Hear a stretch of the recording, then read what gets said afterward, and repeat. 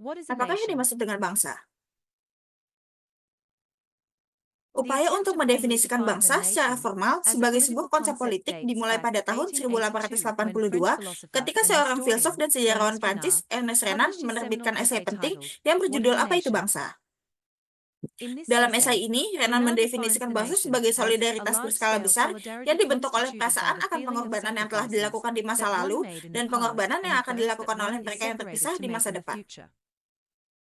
Hal This ini explains menjelaskan why mengapa Renan Renan believes percaya that bahwa if we jika are kita to imagine a membayangkan bangsa nation sebagai as good sesuatu and yang worthy of baik continual dan layak untuk sacrifice, dikorbankan we secara must terus-menerus, realize kita harus that it menyadari bahwa hal necessarily tersebut entails a membutuhkan process proses of untuk forgetting. melupakan. This Hal is ini karena di because, luar for negeri, Renan, the efforts to upaya-upaya untuk obtain mendapatkan national kesatuan unity, nasional, baik either atas in the nama name of nasionalisme civic or ethnic kewarganegaraan maupun nationalism, etnis, involve melibatkan acts of tindakan violence kekerasan dan and kemudian subsequent melupakan. forgetting. Based on the Berdasarkan initial konsepsi awal conception tentang of a bangsa yang nation dikembangkan developed oleh by Renan, Renan, para ahli telah scholars have come menghasilkan up with a definisi more yang lebih formal formal tentang definition of bangsa, a nation, yaitu namely, sebuah a komunitas community of masyarakat people yang formed on the dibentuk basis atas of a dasar kombinasi combination of dari shared fitur-fitur yang features sama such as seperti bahasa, language, sejarah, history, etnisitas, ethnicity, budaya, culture, dan and wilayah. territory. Dengan Put kata lain, differently, a bangsa adalah nation is the identitas collective kolektif dari identity of a sekelompok group orang of yang people dipahami understood as sebagaimana defined by didefinisikan oleh language, bahasa, history, sejarah, ethnicity, etnis, culture, budaya, and dan wilayah. territory. Dan And for karena this alasan ini, reason, a bangsa nation is umumnya generally lebih more overtly bersifat political politis than an daripada ethnic kelompok group. etnis. In Bahkan, fact, banyak many sarjana scholars menganggapnya considered it sebagai a kelompok fully etnis yang mobilized sepenuhnya or dimobilisasi institutionalized atau ethnic group. dilembagakan. Later on, Kemudian, the ilmuwan famous politik political terkenal scientist Benedict Benedict Anderson Anderson memandang used bangsa the sebagai nation sebuah as an komunitas imagined yang community. dibayangkan.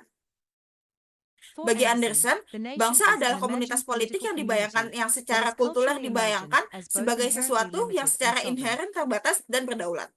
As we can Seperti see, yang bisa there kita are four lihat, key ada 4 elements in this elemen kunci definition. dalam definisi ini.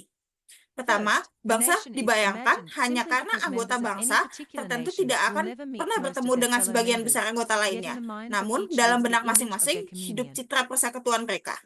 Kedua, Second, the bangsa nation is dibayangkan imagined sebagai as limited terbatas karena because it has memiliki finite, batas-batas yang yet terbatas. sometimes Namun, elastic, terkadang boundaries, elastis, di beyond mana di which luar other batas-batas nations tersebut lie. terdapat bangsa-bangsa lain. Third, Ketiga, the bangsa nation is dibayangkan sebagai imagined as berdaulat sovereign karena konsep because the bangsa itu concept sendiri of the lahir pada nation zaman itself ketika was pencerahan born in dan an age revolusi when the menghasilkan Enlightenment legitimasi and dunia revolution dinasti were yang destroying the ditetapkan secara legitimacy of the turun-menurun dan divinely ordained, hierarkis. hierarchical dynastic realm.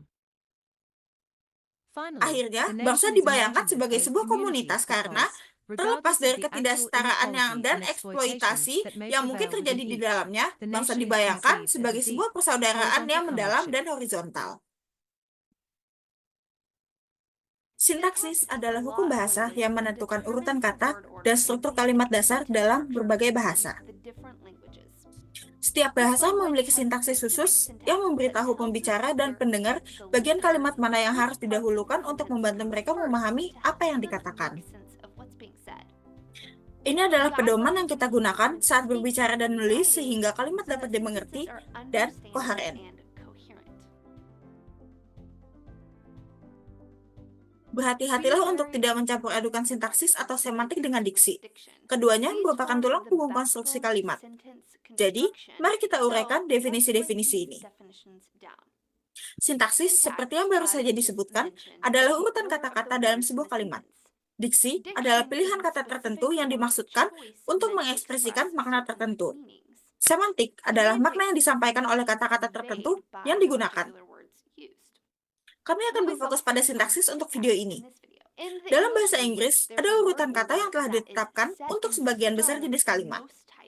Tentu saja, selalu ada pengecualian, tetapi sebagian besar kalimat bahasa Inggris standar akan mengikuti urutan kata SVO.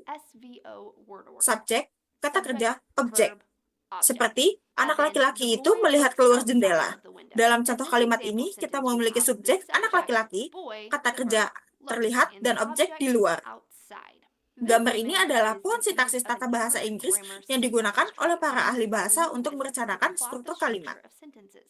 Anda mungkin tidak sering menjumpai pohon sintaksis, tetapi mengetahui cara menggambarnya cukup berguna dan akan membantu Anda memahami struktur kalimat. Dalam bagian, Anda dapat melihat bahwa kalimat dipecah menjadi beberapa bagian: kata kerja, kata benda, kata sandang, dan kata depan. Setelah langkah ini, kata-kata tersebut dikelompokkan untuk menentukan bagian mana dari kalimat tersebut yang merupakan frasa kata benda, frasa kata depan, atau frasa kata kerja. Fakta menarik, SVO bukan satu-satunya struktur urutan kata. Bahasa lain memiliki susunan kata yang bervariasi dan bahkan menyertakan komponen tambahan dalam sintaksisnya. Dalam contoh yang diberikan dengan pohon sintaksis, subjeknya adalah kucing, kata kerjanya adalah duduk, dan objeknya adalah tikar. Gambar kedua ini adalah cara lain untuk menuliskan sintaksis. Diagram ini mengambil kalimat anjing itu menyukai gadis itu dan memecahnya menjadi beberapa artikel, kata benda, kata kerja, frasa kata benda, dan frasa kata kerja seperti contoh sebelumnya. Dalam kalimat ini, subjeknya adalah anjing, kata kerjanya adalah dicintai, dan objeknya adalah gadis.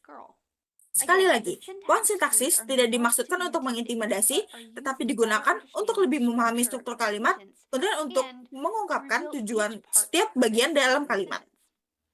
Kegunaan tambahan dari pohon sintaksis adalah setiap kali susunan kata yang berbeda digunakan untuk sebuah kalimat, kalimat tersebut dapat diterjemahkan.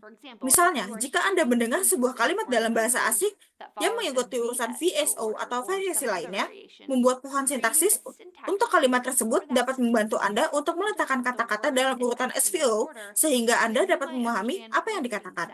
Mari kita lihat rangkumannya. 1. Sintaksis adalah struktur kalimat. 2. Diksi adalah pemilihan kata untuk menghubungkan makna tertentu. 3. Semantik adalah makna yang diungkapkan dari kata-kata yang digunakan. 4. Pohon sintaksis adalah alat grafik yang rapi untuk memetakan struktur kalimat dan memahami urutan serta fungsi dalam bahasa Inggris. Terima kasih telah bergabung dengan kami dalam tutorial sintaksis ini. Jika Anda merasa video ini bermanfaat, silakan kunjungi saluran kami yang lain untuk bantuan tambahan. Sampai jumpa lagi di lain waktu.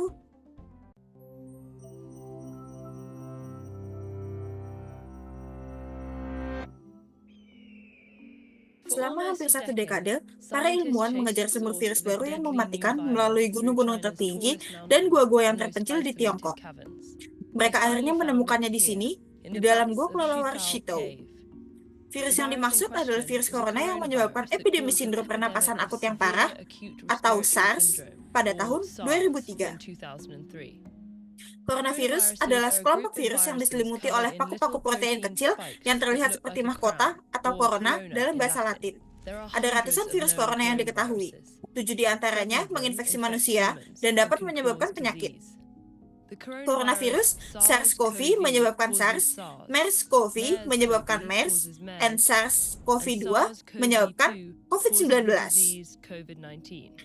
Dari 7 virus corona pada manusia, 4 di antaranya menyebabkan pilek, infeksi ringan yang sangat menular pada hidung dan tenggorokan. 2 menginfeksi paru-paru dan menyebabkan penyakit yang jauh lebih parah. Virus ketujuh, yang menyebabkan COVID-19, memiliki ciri khas masing-masing. Virus ini menyebar dengan mudah, tetapi dapat berdampak parah pada paru-paru. Ketika orang yang terinfeksi batuk, tetesan yang mengandung virus akan menyembur keluar. Virus ini dapat menginfeksi orang baru ketika droplet tersebut masuk ke hidung atau mulut mereka. Virus corona paling baik menular di ruang tertutup di mana orang-orang saling berdekatan.